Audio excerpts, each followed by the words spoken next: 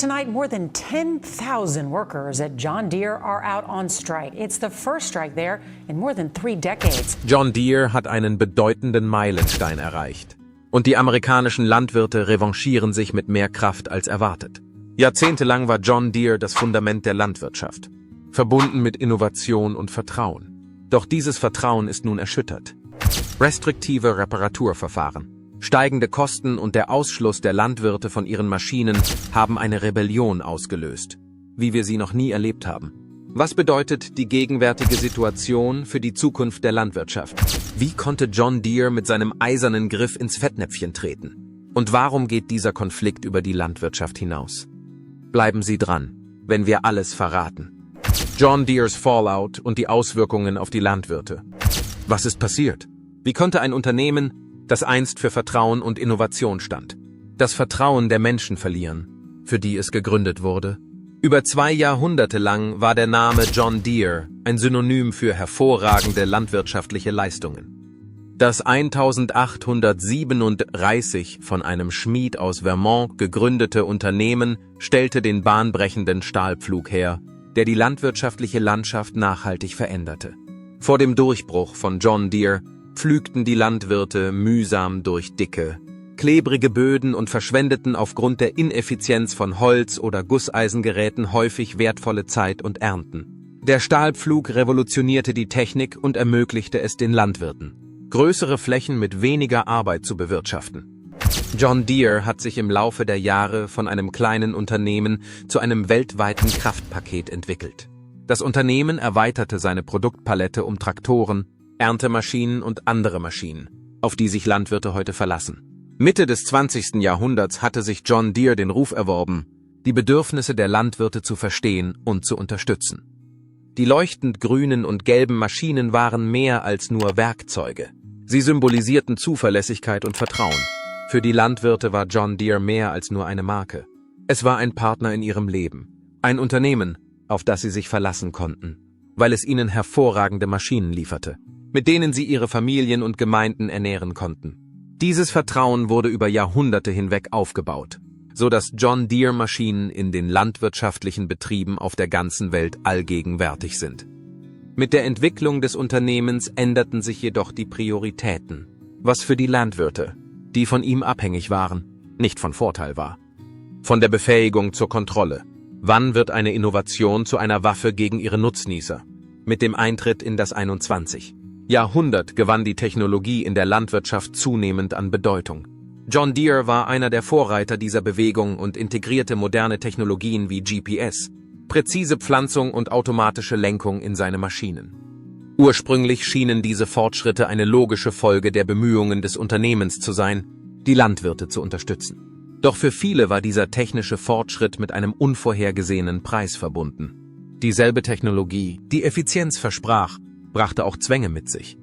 John Deere begann, proprietäre Software in seinen Maschinen zu installieren, was zu einem geschlossenen Ökosystem führte, auf das nur autorisierte Techniker Zugriff hatten.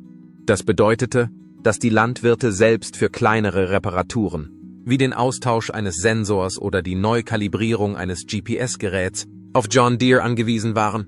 Für Landwirte, die ihre Maschinen seit Jahrhunderten selbst repariert hatten, waren solche Arbeiten eine schwer zu verkraftende Pille. John Deere verteidigte diese Beschränkungen mit dem Argument, dass sie zum Schutz des geistigen Eigentums und zur Wahrung der Sicherheit erforderlich seien. Die Landwirte sahen dies jedoch anders. Sie hatten den Eindruck, dass das Unternehmen dem Geld Vorrang vor ihrer Freiheit einräumte. Was einst eine Zusammenarbeit war, schien plötzlich eine einseitige Beziehung zu sein, in der John Deere den absoluten Einfluss ausübte. Diese zunehmende Unzufriedenheit hatte nicht nur Auswirkungen auf die Landwirte selbst, sondern auch auf die gesamte Landwirtschaft. Die täglichen Kämpfe der Landwirte.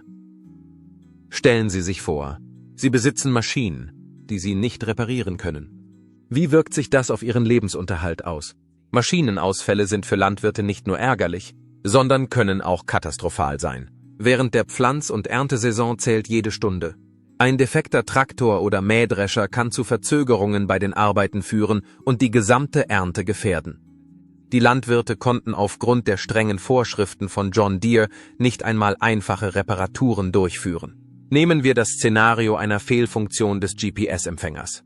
Das Problem mag auf den ersten Blick unbedeutend erscheinen. Aber ohne ein funktionierendes GPS verlieren die Landwirte die Genauigkeit, die für die Aussaat und die Ernte erforderlich ist, was zu verlorenem Saatgut und ungleichem Ertrag führt. Mit dem System von John Deere ist es jedoch nicht so einfach, dieses Problem durch den Austausch des Empfängers zu lösen. Die Landwirte müssen auf einen autorisierten Techniker warten, der vor allem in abgelegenen Gemeinden Tage oder sogar Wochen auf sich warten lassen kann. Die Reparatur ist häufig teuer und belastet die ohnehin schon geringen Gewinnspannen des Unternehmens zusätzlich. Wenn John Deere den problematischen Teil als nicht unterstützt betrachtet, könnten die Landwirte gezwungen sein, ein völlig neues System zu kaufen. Eine solche Investition kann Tausende von Dollar kosten, was sich viele Kleinbauern nicht leisten können. In größeren landwirtschaftlichen Betrieben häufen sich Verzögerungen und Kosten. Für kleinere Betriebe können sie jedoch den Unterschied zwischen Fortbestand und Schließung ausmachen. Angesichts dieser Hindernisse begannen sich die Landwirte in einer Weise zu wehren, die die Landwirtschaft in ihren Grundfesten erschütterte. Die Unzufriedenheit der Landwirte hat ein kritisches Ausmaß erreicht. Wenn das Vertrauen versagt, werden Einzelne aktiv. Hier erfahren Sie, wie sich Landwirte Gehör verschaffen. Die Frustrationen der Landwirte wurden nicht ignoriert. Der Kampf der Landwirte um Rechte und Gesetzgebung. Im ganzen Land häuften sich Berichte über Verzögerungen, teure Wartungspreise und Einschränkungen. Die Landwirte nutzten soziale Medien, Internetforen und Gemeindetreffen, um ihre Erfahrungen zu diskutieren. Sie begannen sich zu organisieren, ihre Zahl zu erhöhen und ihre Stimme zu erheben, um Veränderungen zu fordern. Diese kollektive Unzufriedenheit löste die Right-to-Repair-Bewegung aus, eine Basisbewegung, die sich dafür einsetzt, dass Landwirte ihre Geräte reparieren lassen können. Die Kampagne gewann an Zugkraft und erregte die Aufmerksamkeit von Verbraucherschutzorganisationen, politischen Entscheidungsträgern und der breiten Öffentlichkeit. Die Landwirte forderten, dass das Eigentum an einer Maschine die Möglichkeit beinhalten sollte, diese ohne Hindernisse zu warten und zu reparieren. Sie argumentierten, dass andere Branchen, wie die Automobilindustrie und die Unterhaltungselektronik, ähnliche Kämpfe austrugen, sodass es sich um eine größere Frage der Verbraucherrechte handelte. Die Landwirte begannen, Gesetze anzustreben, die Unternehmen wie John Deere dazu verpflichteten, die für eine unabhängige Wartung erforderlichen Werkzeuge, Software und Komponenten zur Verfügung zu stellen. Die Botschaft war eindeutig. Sie wollten Autonomie, nicht die Kontrolle des Unternehmens. Diese Basiskampagne wurde zu einem Schlachtruf für Veränderungen, der die gesamte Branche aufhorchen ließ. Landwirte schließen sich für den Wandel zusammen. Was passiert, wenn sich das Rückgrat der Wirtschaft eines Landes erhebt und seine Rechte einfordert? Landwirte sind nicht einfach nur Arbeitnehmer. Sie sind das Lebenselixier ganzer Gemeinden und Volkswirtschaften. Dennoch sind sie seit Jahren mit wachsenden Problemen konfrontiert, die von unvorhersehbarem Wetter bis hin zu schwankenden Marktpreisen reichen. Die schmerzliche Realität der begrenzten Reparaturvorschriften verschärfte diese Probleme noch. Anstatt still zu leiden, entschlossen sich die Landwirte zu handeln. Was mit vereinzelten Beschwerden begann, entwickelte sich zu einer zusammenhängenden Bewegung mit einem einzigen Slogan: dem Recht auf Reparatur. Bei dieser Bewegung ging es nicht nur um Traktoren und Mähdrescher, es ging um Fairness und Autonomie. Die Landwirte verlangten, was ein Grundrecht sein sollte, die Möglichkeit, ihre Maschinen zu reparieren. Sie sagten, wenn sie eine Maschine kaufen, sollte sie ihnen vollständig gehören, einschließlich des Rechts, sie zu reparieren, wenn sie kaputt geht. Für sie waren die Vorschriften von John Deere eine Beleidigung, da sie das Eigentum in etwas verwandelten, das eher mit einem Leasingvertrag vergleichbar war. Die Landwirte begannen, sich an der Basis zu mobilisieren. Lokale landwirtschaftliche Gemeinschaften begannen sich zu treffen, um ihre Probleme zu diskutieren, Geschichten auszutauschen und Lösungen zu erarbeiten. Soziale Medien wurden zu einem wirksamen Instrument, um ihre Ansichten zu verbreiten. Videos von unglücklichen Landwirten, die während der wichtigen Erntezeit festsitzen, gingen viral und riefen sowohl Mitgefühl als auch Wut in der Öffentlichkeit hervor. Bauernverbände und Interessenvertretungen schlossen sich der Sache an, zogen Rechtsexperten hinzu und setzten sich für gesetzliche Maßnahmen ein. Mit der Ausweitung der Right-to-Repair-Kampagne verbreitete sie sich auch außerhalb der Landwirtschaft. Verbraucherschutzorganisationen, die schon früher gegen ähnliche Herausforderungen in Bereichen wie der Elektronikindustrie gekämpft haben, schlossen sich mit den Landwirten zusammen. Infolgedessen bildete sich eine beeindruckende Allianz, die eine Reform nicht nur für Landwirte, sondern für alle Kunden forderte, die mit eingeschränkten Reparaturvorschriften konfrontiert waren. Diese Kampagne endete jedoch nicht mit einem öffentlichen Aufschrei, sondern breitete sich bis in die Korridore der Regierung aus. Erfolge und Rückschläge bei der Gesetzgebung. Als die Landwirte ihren Kampf an die Politiker herantrugen, sahen sie sich einem Kampf gegenüber, der so schwierig war wie die Felder, die sie bearbeiteten. Die Right-to-Repair-Bewegung entwickelte sich schnell von Kampagnen in den sozialen Medien zu legislativen Maßnahmen. Landwirte, Interessenverbände und Verbraucherschutzorganisationen begannen, auf eine Gesetzgebung zu drängen, die Firmen wie John Deere dazu verpflichtete, Wartungswerkzeuge, Software und Komponenten zur Verfügung zu stellen. Die Idee war einfach. Besitzer von Maschinen sollten die Möglichkeit haben, ihre Geräte zu warten, ohne von den Herstellern in Geiselhaft genommen zu werden. Einer der ersten bemerkenswerten Erfolge war Colorado im Jahr 2022, als der Bundesstaat das landesweit erste Gesetz über das Recht der Landwirtschaft auf Reparatur erließ. Dieses bahnbrechende Gesetz verpflichtete die Hersteller zur Bereitstellung von Diagnosewerkzeugen, Handbüchern und Komponenten für Gerätebesitzer und unabhängige Reparaturbetriebe. Dies war ein Wendepunkt, der einen Präzedenzfall schuf, dem andere Staaten folgen sollten. Das Gesetz wurde als Sieg für die Landwirte gefeiert, aber nicht ohne Widerstand. John Deere und andere Hersteller investierten viel in Lobbyarbeit, um die Verabschiedung ähnlicher Gesetze in anderen Bundesstaaten zu verhindern. Sie erklärten, dass der uneingeschränkte Zugang zu Reparaturwerkzeugen zu Sicherheitsrisiken, Diebstahl von geistigem Eigentum und mangelhaften Reparaturen führen könnte, die dem System schaden könnten. Diese Argumente trafen bei einigen Politikern auf offene Ohren und führten dazu, dass in zahlreichen Staaten Vorschläge blockiert oder abgeschwächt wurden. Trotz dieser Niederlagen ging die Bewegung weiter. Die Interessenverbände verstärkten ihre Bemühungen und veröffentlichten Publikationen, in denen sie die finanziellen und emotionalen Kosten der eingeschränkten Reparaturvorschriften für landwirtschaftliche Betriebe aufzeigten. Sie berichteten von Landwirten, die die Ernte einer ganzen Saison verloren haben, weil sie nicht in der Lage waren, einen grundlegenden Fehler rechtzeitig zu beheben. Diese Geschichten fanden in der Öffentlichkeit Anklang und erhöhten den Druck auf die Politiker, zu handeln. Bis 2024 hatten mehrere Staaten Gesetze zum Recht auf Reparatur eingeführt, mit unterschiedlichem Erfolg. Einige, B, New York und Massachusetts, erließen umfassende Gesetze, die über die Landwirtschaft hinausgingen und auch Elektronik und Haushaltsgeräte einschlossen. Andere hingegen stießen auf erheblichen Widerstand seitens der Industrieverbände, was zu schwächeren Gesetzen oder völliger Lähmung führte. Als der Kampf um die Gesetzgebung weiterging, entdeckten die Landwirte neue Mittel, um sich zu wehren, und brachten ihren Fall direkt vor Gericht. Kämpfe gegen John Deere, was passiert, wenn Gesetze versagen? Für die Landwirte lag die Lösung auf der Hand. Vor Gericht gehen. Während der Gesetzgebungsprozess noch lief, entschieden sich mehrere Landwirte und Interessenverbände, gegen die Politik von John Deere vor Gericht zu ziehen. Sie behaupteten, dass die eingeschränkten Reparaturmethoden des Unternehmens gegen kartellrechtliche Vorschriften verstoßen, die es Unternehmen untersagen, ihre Marktdominanz zur Unterdrückung von Wettbewerbern auszunutzen. In diesen Fällen wurde argumentiert, dass die Kontrolle von John Deere über die Reparaturen zu einem Monopol führte, das die Landwirte zwang, sich bei Dienstleistungen auf das Unternehmen zu verlassen, die von unabhängigen Werkstätten kostengünstiger und effektiver erledigt werden könnten. Im Jahr 2023 reichte eine Koalition aus Landwirten und unabhängigen Reparaturbetrieben eine der bekanntesten Klagen ein.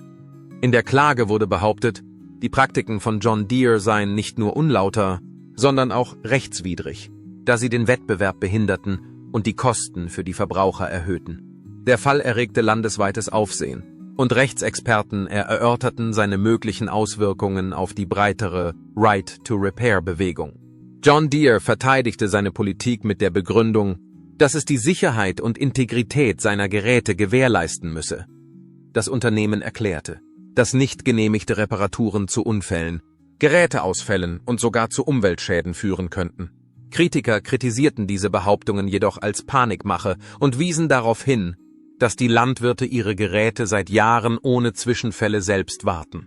Als der Fall vor Gericht verhandelt wurde, wurde deutlich, dass viel auf dem Spiel stand. Eine Entscheidung gegen John Deere könnte einen Präzedenzfall schaffen, der sich auf viele Sektoren ausweitet, einschließlich der Elektronik- und Automobilbranche. Im Gegensatz dazu könnte ein Erfolg des Unternehmens andere Hersteller ermutigen, ihre Kontrolle über Reparaturen zu verschärfen. Der juristische Kampf war alles andere als einfach.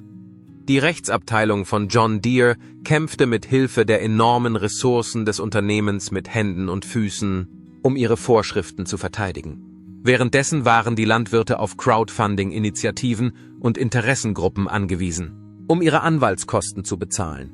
Der David-gegen-Goliath-Charakter des Falles trug weiter zur Dramatik bei und zog die Aufmerksamkeit der Medien im ganzen Land auf sich. Während sich das Gerichtsdrama entwickelte, suchten die Landwirte nach anderen Möglichkeiten, ihre Unabhängigkeit zu demonstrieren. Nach alternativen Marken und Lösungen zu John Deere. Wenn die Hingabe verletzt wird, wenden sich die Menschen anderen Dingen zu. Und das ist genau das, was Landwirte tun. Jahrelang war John Deere die bevorzugte Marke für Landwirte. Seine Maschinen waren zuverlässig. Sein Name wurde verehrt. Und sein Ruf schien unverwüstlich zu sein. Als die strengen Praktiken des Unternehmens die Landwirte jedoch an den Rand ihrer Existenz brachten, begannen viele, nach Alternativen zu suchen. Alte und neue Wettbewerber nutzten die Chance, diese Lücke zu füllen. Kubota, ein japanischer Hersteller, der für seine zuverlässigen und wirtschaftlichen Maschinen bekannt ist, erfreut sich bei Kleinbauern großer Beliebtheit. Im Gegensatz zu John Deere verfügte Kubota über einfache Reparaturverfahren und weithin verfügbare Komponenten, was ihn zu einer attraktiven Wahl für Personen machte, die unabhängig sein wollten. Besonders beliebt waren die kleinen Traktoren und Nutzfahrzeuge des Unternehmens, die den Landwirten, die sich von John Deere im Stich gelassen fühlten, einen Rettungsanker boten. Caterpillar, das im Allgemeinen mit Baumaschinen in Verbindung gebracht wird, hat sein Portfolio um Landmaschinen erweitert. Caterpillar etablierte sich mit seinem starken Händlernetz und seiner kundenorientierten Strategie als potenzieller Konkurrent für die Vormachtstellung von John Deere. Die Landwirte lobten die Offenheit des Unternehmens, auf ihre Bedürfnisse einzugehen und Lösungen zu liefern, die auf ihre spezifischen Probleme zugeschnitten sind. Ein weiterer aufstrebender Konkurrent war die Agco Corporation, zu der Marken wie Fendt und Massey Ferguson gehören. AGCO, das für seine landwirtefreundlichen Wartungsverfahren und seine günstigen Preise bekannt ist, konnte seinen Marktanteil durch die Betonung von Autonomie und Erschwinglichkeit ausbauen.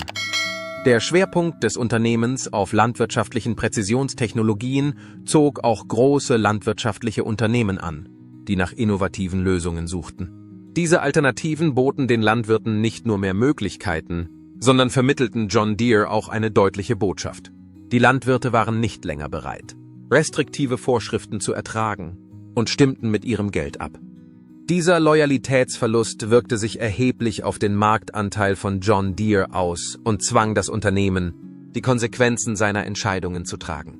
Als die Landwirte nach neuen Wegen suchten, begannen die Folgen ihrer Entscheidungen das gesamte landwirtschaftliche Geschäft zu verändern. Die Auswirkungen auf Kleinbauern in ländlichen Gemeinden. Was passiert, wenn das Rückgrat einer Gemeinde versagt? Kleinbauern werden manchmal als das Rückgrat des ländlichen Amerikas angesehen. Nicht nur, weil sie zur Lebensmittelversorgung der Nation beitragen, sondern auch, weil sie eine wichtige Rolle bei der Unterstützung der lokalen Wirtschaft spielen. Die von Unternehmen wie John Deere auferlegten strengen Reparaturverfahren haben jedoch einen erheblichen finanziellen Druck auf diese Betriebe ausgeübt und viele an den Rand des Überlebens gebracht. In diesen winzigen Betrieben mit hauchdünnen Gewinnspannen kommt es auf jeden Dollar an. Und wenn die Preise für Wartungsarbeiten aufgrund von Monopolverhalten steigen, hat das Auswirkungen weit über den Betrieb hinaus.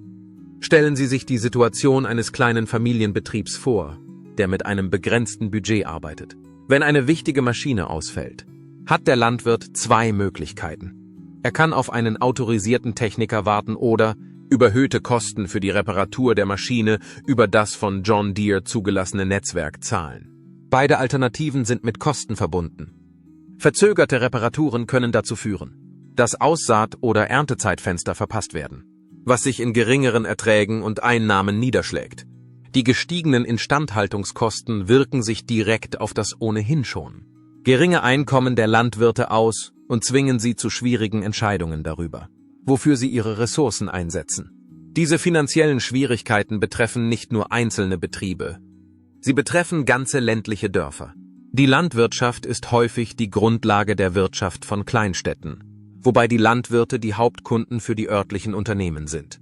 Wenn Landwirte weniger Geld für Saatgut, Dünger und Ausrüstung ausgeben können oder gezwungen sind, weniger Saisonarbeitskräfte zu beschäftigen, sind die Folgen in der gesamten Gemeinde zu spüren. Baumärkte, Futtermittellieferanten und sogar örtliche Cafés verzeichnen Einkommenseinbußen, was zu einem Dominoeffekt führt, der die Wirtschaft der Region beeinträchtigt. Auch die emotionale Belastung der Landwirte darf nicht unterschätzt werden. Die Landwirtschaft ist bereits ein sehr hartes Gewerbe mit langen Arbeitszeiten und unvorhersehbaren Problemen wie Wetter- und Marktschwankungen. Die zusätzliche Belastung durch Reparaturbeschränkungen verschärft bei vielen Landwirten die psychischen Probleme. Die Geschichten von Landwirten, die aufgrund finanzieller Zwänge Angst und Verzweiflung erleiden, werden immer häufiger und verdeutlichen die menschlichen Kosten einer Unternehmenspolitik, die den Profit über den Menschen stellt. Die Not der Kleinbauern ist jedoch nur ein Teil eines viel größeren Dilemmas.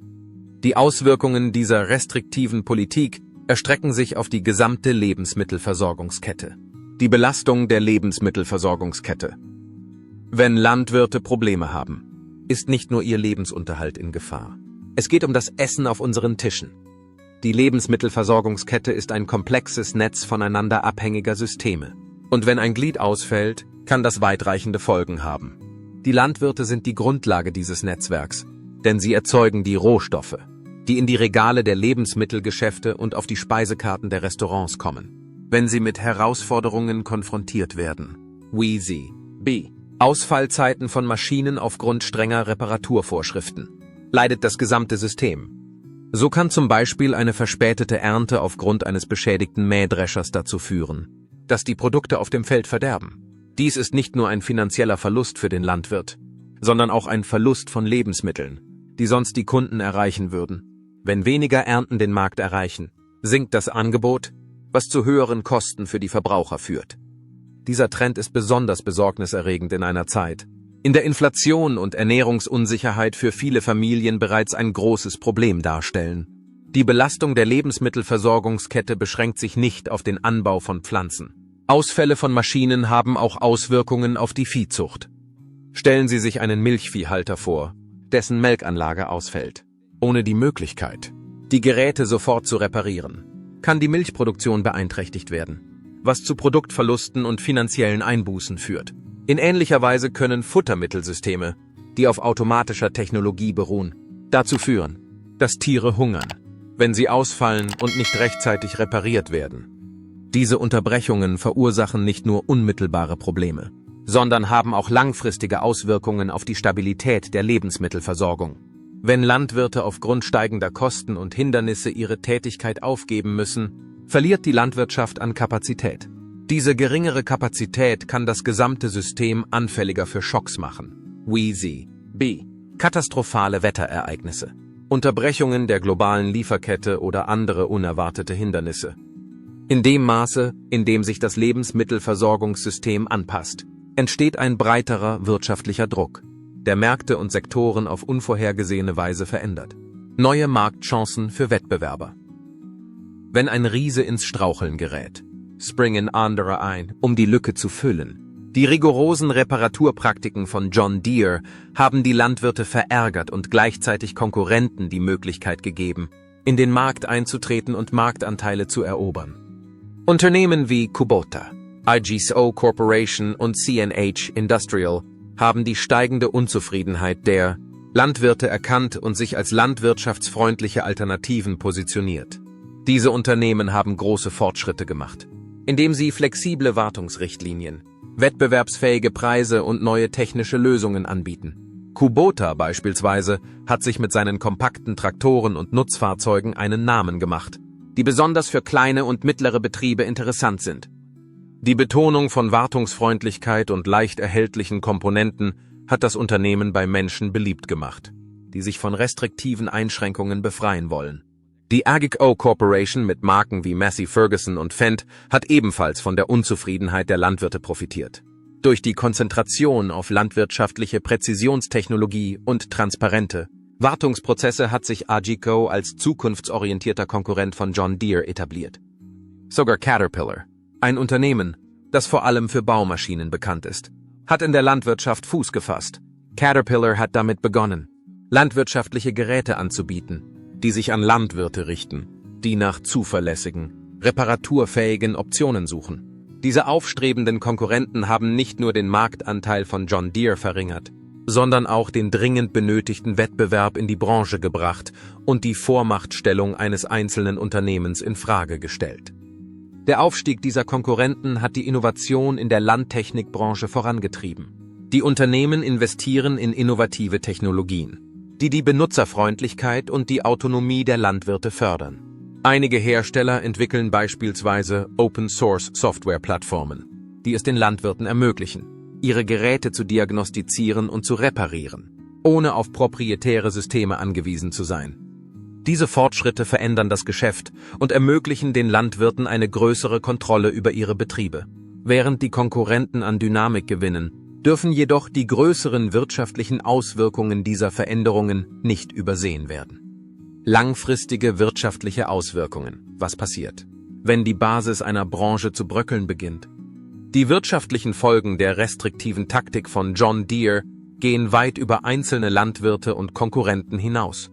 Auf makroökonomischer Ebene können diese Maßnahmen den Agrarsektor und die Wirtschaft insgesamt erheblich verändern. Eine der auffälligsten Folgen ist die Konzentration der Marktmacht. Indem sie den Reparaturprozess kontrollieren, binden John Deere und andere Unternehmen die Landwirte im Wesentlichen an ihr Ökosystem, schalten den Wettbewerb aus und erhöhen die Kosten. Dieser Mangel an Wettbewerb hemmt die Innovation und erhöht die Hürden für neue Marktteilnehmer, sodass es für kleinere Unternehmen schwieriger wird, in den Markt einzutreten. Im Laufe der Zeit kann diese Machtkonzentration die Effizienz beeinträchtigen und die Preise in der gesamten Agrarindustrie in die Höhe treiben. Eine weitere langfristige Auswirkung ist der Verlust des Vertrauens zwischen Landwirten und Industrie. Jahrelang wurden Firmen wie John Deere als Partner der Landwirtschaft angesehen, die mit den Landwirten zusammenarbeiteten, um Probleme zu lösen und die Produktion zu steigern. Die Hinwendung zu restriktiven Vorschriften hat diese Verbindung jedoch belastet und bei den Landwirten das Gefühl des Verrats hervorgerufen. Die Wiederherstellung dieses Vertrauens wird für John Deere und andere Hersteller in den kommenden Jahren eine große Herausforderung sein. Die wirtschaftlichen Auswirkungen gehen über die Landwirtschaft hinaus. Wenn Landwirte ausfallen, wirkt sich dies auch auf andere Unternehmen aus, einschließlich Transport und Einzelhandel. Verspätete landwirtschaftliche Ernten können beispielsweise die Versorgungssysteme stören, die von Lebensmittelgeschäften bis hin zu Lebensmittelverarbeitungsbetrieben alles betreffen. Diese Unterbrechungen können zu höheren Preisen und einer geringeren Produktverfügbarkeit führen, was sowohl die Verbraucher als auch die Unternehmen betrifft. Gleichzeitig haben der verstärkte Wettbewerb und der Kampf für das Recht auf Reparatur das Potenzial, neue wirtschaftliche Möglichkeiten zu eröffnen. Diese Neuerungen, die für gleiche Wettbewerbsbedingungen sorgen und den Wettbewerb fördern, haben das Potenzial, Innovationen anzuregen und die Kosten für die Landwirte zu senken. Dies könnte zu einer Steigerung der landwirtschaftlichen Effizienz und Produktion führen, was der Gesamtwirtschaft zugute käme. Während sich diese wirtschaftliche Dynamik entfaltet, geht der Kampf um die Rechte der Landwirte weiter, mit weitreichenden Folgen. Landwirte vereinigen sich. Eine Graswurzelbewegung. Was passiert, wenn sich die Menschen, die den Planeten ernähren, gegen einen Konzernriesen zusammentun? Landwirte in den gesamten Vereinigten Staaten schließen sich zusammen, um das Recht zu erlangen, ihre eigenen Geräte zu reparieren, und verwandeln damit ein unzufriedenes Gemurmel in eine ausgewachsene Graswurzelkampagne. Diese Landwirte, die bisher als einsame Hüter ihres Landes auftraten, haben die Macht der Masse entdeckt und sich zusammengeschlossen, um den restriktiven Vorschriften von John Deere und anderen Unternehmen entgegenzutreten. Die Landwirte haben Kundgebungen organisiert, Petitionen unterzeichnet und soziale Medien genutzt, um ihre Botschaften zu verbreiten. Sie berichten, wie die strengen Wartungsmethoden von John Deere ihren Lebensunterhalt beeinträchtigt haben. Angefangen bei kostspieligen Verzögerungen während wichtiger Erntezeitfenster bis hin zu unverschämten Preisen selbst für die einfachsten Reparaturen. Diese persönlichen Erzählungen wecken starke Emotionen, vermitteln ein realistisches Bild einer sich abmühenden landwirtschaftlichen Gemeinschaft und regen die Öffentlichkeit zur Unterstützung an. Ein Landwirt zum Beispiel erzählte von einem $300-Sensorausfall an seinem Traktor. Gemäß den Vorschriften von John Deere konnte er ihn nicht selbst austauschen und war gezwungen, über $5.000 für eine genehmigte Reparatur auszugeben. Geschichten wie diese finden nicht nur bei anderen Landwirten Anklang, sondern auch bei den Kunden, die bei der Beschaffung ihrer Lebensmittel auf die Landwirtschaft angewiesen sind. Die Botschaft ist klar: Dies ist nicht nur ein Krieg für die Landwirte, sondern für jeden, der ist. Diese Basiskampagne ist über die landwirtschaftliche Gemeinschaft hinausgewachsen und hat die Unterstützung von Verbraucherschutzgruppen, Politikern und sogar führenden Vertretern des Technologiesektors gewonnen, die die weitreichenden Auswirkungen der strengen Reparaturverfahren sehen. Die Kampagne Recht auf Reparatur hat sich über die Landwirtschaft hinaus ausgedehnt. Es ist ein landesweiter Aufruf zum Handeln für eine Vielzahl von Unternehmen, einschließlich Handys und medizinische Geräte. Die Landwirte haben sich in diesem größeren Kampf als ungewöhnliche Anführer erwiesen, die mit ihrem Kampf die Aufmerksamkeit auf die Auswirkungen der Macht der Unternehmen lenken und die Diskussion über Verbraucherrechte vorantreiben. Doch auch wenn sich die Landwirte zusammenschließen, ist ihr Kampf noch lange nicht beendet. Der Widerstand der Unternehmen bleibt ein ernsthaftes Hindernis. Widerstand von Unternehmen und rechtliche Herausforderungen. Was passiert, wenn sich ein riesiger Konzern gegen eine wachsende Flut von Meinungsverschiedenheiten wehrt? John Deere hat, wie viele andere Firmen, den Ruf nach Reformen nicht auf die leichte Schulter genommen. Der Konzern hat Millionen von Dollar ausgegeben, um Lobbyarbeit gegen Gesetze zum Recht auf Reparatur auf lokaler und Bundesebene zu leisten. Deere argumentiert, dass der freie Zugang zu Wartungswerkzeugen und Software zu Sicherheitsrisiken, zum Diebstahl geistigen Eigentums und zu illegalen Änderungen führen könnte, die die Leistung der Maschinen gefährden. Diese Aussagen erscheinen zwar oberflächlich betrachtet plausibel, werden aber von Landwirten und Verbraucherorganisationen mit Misstrauen betrachtet. Viele sehen darin den Versuch, die Kontrolle über den Reparaturprozess zu behalten und gleichzeitig die Einnahmen zu steigern. Die laufenden Rechtsstreitigkeiten verdeutlichen die Konfrontation zwischen Unternehmensinteressen und Verbraucherrechten, wobei das Gericht als Schauplatz dieses Krieges dient, bei dem viel auf dem Spiel steht. In einem historischen Fall reichte eine Gruppe von Landwirten eine Sammelklage gegen John Deere ein und behauptete, die strengen Reparaturstandards des Unternehmens verstießen gegen das Kartellrecht.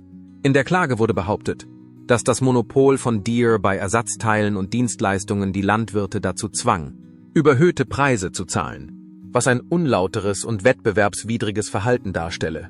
Der Fall ist zwar noch nicht abgeschlossen, hat aber bereits große Aufmerksamkeit auf das Thema gelenkt und Deere dazu veranlasst, seine Praktiken zu überdenken. Auch gesetzgeberische Versuche sind auf Widerstand gestoßen. Trotz des Erfolgs von Gesetzen zum Recht auf Reparatur in Staaten wie Colorado sind ähnliche Initiativen in anderen Staaten aufgrund der intensiven Lobbyarbeit von Deere und anderen Herstellern ins Stocken geraten oder abgelehnt worden. Diese Unternehmen verfügen über beträchtliche Macht und nutzen ihre großen Finanzen und Kontakte, um Politiker zu überzeugen und die öffentliche Meinung zu ändern.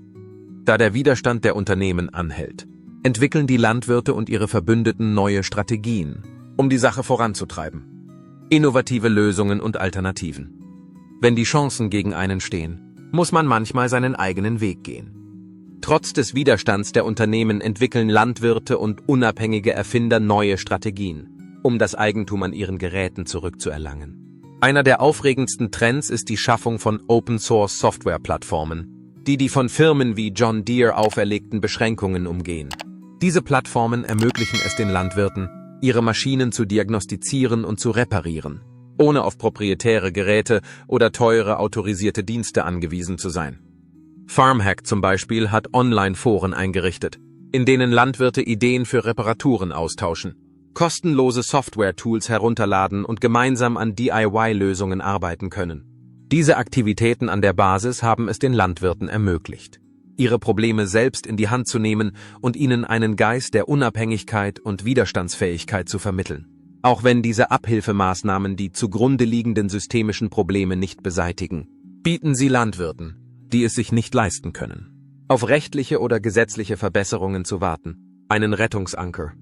Eine weitere Quelle der Innovation ist das Aufkommen alternativer Hersteller, die Wert auf die Autonomie der Landwirte legen. Unternehmen wie die Agco Corporation und Kubota haben sich einen Namen gemacht, indem sie Maschinen anbieten, die nicht nur zuverlässig, sondern auch reparierbar sind.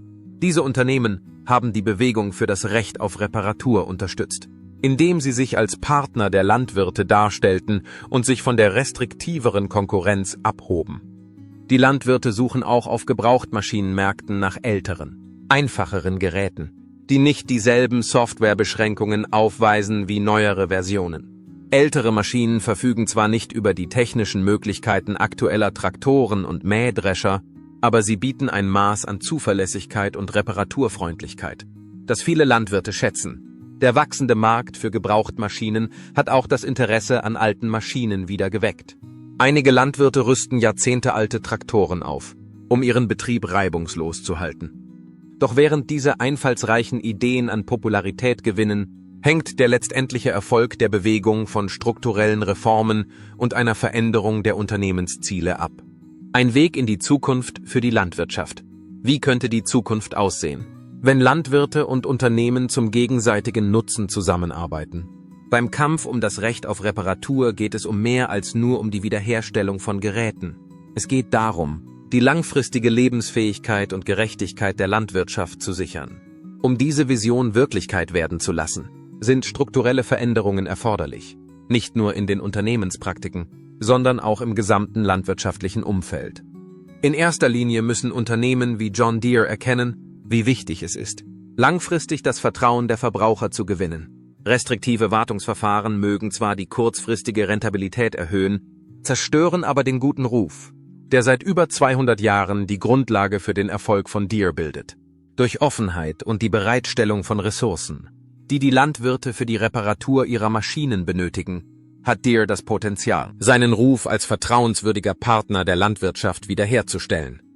Auch die Gesetzgebung wird für die künftige Ausrichtung der Branche von entscheidender Bedeutung sein. Die Verabschiedung von Gesetzen auf Landes- und Bundesebene, die das Recht auf Reparaturen vorsehen, würde die Voraussetzungen dafür schaffen, dass alle Landwirte den gleichen Zugang zu Reparaturgeräten und Ressourcen haben. Diese Maßnahmen würden den Landwirten helfen und gleichzeitig den Wettbewerb und die Innovation im Landmaschinensektor fördern. Aufklärung und Sensibilisierung sind ebenso wichtig. Während die Right-to-Repair-Kampagne an Fahrt gewinnt, ist es von entscheidender Bedeutung, dass die Kunden die größeren Auswirkungen der eingeschränkten Reparaturpraktiken verstehen. Wenn die Menschen erkennen, wie diese Vorschriften nicht nur die Landwirte, sondern die gesamte Lebensmittelversorgungskette beeinflussen, sind sie eher geneigt, Gesetzesinitiativen zu unterstützen und Druck auf die Hersteller auszuüben. Schließlich muss sich die Landwirtschaft weiterhin für nachhaltige Methoden einsetzen, die den Menschen vor den Profit stellen. Dazu gehören Investitionen in Technologien zur Steigerung der Produktion bei, gleichzeitiger Wahrung der Autonomie sowie die Unterstützung von Vorschriften, die einen fairen Wettbewerb und wirtschaftliche Widerstandsfähigkeit fördern. Landwirte, Verbraucher und politische Entscheidungsträger können gemeinsam an einer Zukunft arbeiten, in der die Landwirtschaft mit und nicht gegen die Interessen der Unternehmen floriert.